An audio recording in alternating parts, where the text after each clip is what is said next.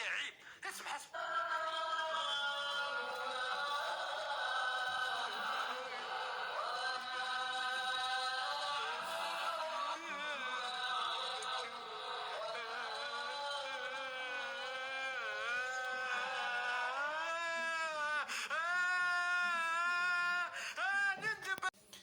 هذا هو مراد الطهاري اللي كلاشيتو. انا قصفته وقلت لي مراد الطهاري راجل عليك.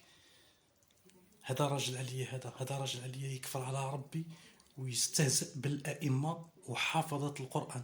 انت قاعد تستهزئ بهذا حافظ 60 حزبه، سبحان الله يعني.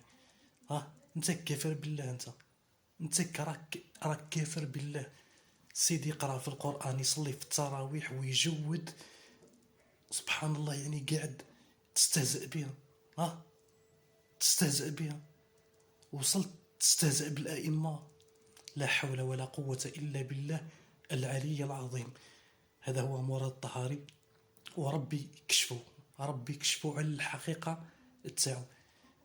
قال لهم النبي عليه الصلاه والسلام، قال لهم يتكلم الرويبضه. قالوا له وما الرويبضه يا رسول الله؟ قال لهم الرويبضة الرجل التافه يتكلم في أمر العامة. وهذا إنسان تافه ويتكلم في أمر العامة. وبعض الناس، معظم الناس قاعدين يتبعوا فيه ويطلعوا له في الكونت تاعو. وكي هضرت أنا عليه وقصفته، قالوا لي مراد الطهاري راجل عليك. لا حول ولا قوة إلا بالله العلي العظيم.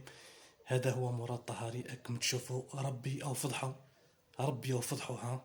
يسب في الائمه، سبحان الله يعني. لا حول ولا قوه الا بالله العلي العظيم. وش راح نقول لك؟ حسبي الله ونعم الوكيل. هذا ما كان.